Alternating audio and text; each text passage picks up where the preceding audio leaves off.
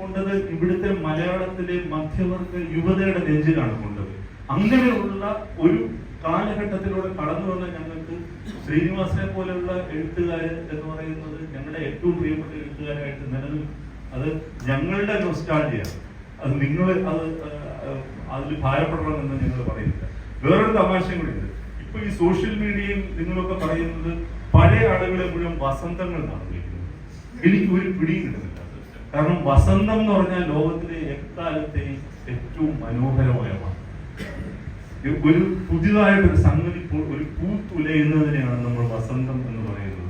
മലയാള സിനിമയുടെ നവവസന്തങ്ങൾ എന്ന് പറയുന്ന പുതിയ എഴുത്തുകാരെ. പക്ഷെ ഇതില് പഴയ എഴുത്തുകാരെ അവഹേളിക്കാനായിട്ട് പഴയ നടന്മാരെ, പഴയ സംവിധായകരെ, എസ്പെഷ്യലി സംവിധായകരെ അവഹേളിക്കാനായിട്ട് ഉണ്ടാക്കിയിരിക്കുന്ന വാക്കാണ് വസന്തം എന്ന് പറയുന്നത്. അത് ഒരു അറബ് നാടുകളിൽ വിപ്ലവം ഉണ്ടായപ്പോൾ പോലും അറബ് വസന്തം എന്നാണ് നമ്മൾ അതിനെ വിളിക്കുന്നത്, അല്ലെ?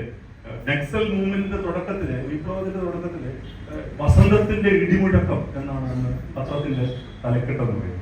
ഇപ്പൊ ഈ വസന്തം എന്ന് പറയുന്നത് ഏറ്റവും കൂടുതലാത്തൊരു വാക്കാവുമ്പോൾ അതിനകത്തൊരു ഐറണിയുണ്ട്. എക്കാലത്തും ഞങ്ങളെയൊക്കെ പോലെയുള്ളവർക്ക് എക്കാലത്തും ഒരു വസന്തം പോലെ പുതിയ ഓരോ കാഴ്ചയിലും പുതിയ വസന്തം തരുന്ന സിനിമകൾ ഉണ്ടാക്കിയവരാണ് ഇവർ. അപ്പോൾ ആ അർത്ഥത്തിൽ അങ്ങനെ വിളിക്കുന്നത് വലിയ രീതിയിലുള്ള ഒരു ബഹുമതിയായിട്ട് ഞങ്ങൾ കാണുന്നു എന്നുള്ളതാണ്. ശ്രീനിവാസനെ പോലുള്ളവർ ഞങ്ങളെ സംബന്ധിച്ചിടത്തോളം ഓരോ ദിവസവും പുതുക്കപ്പെടുന്ന വസന്തം. ഞാൻ അവസാനിപ്പിക്കും.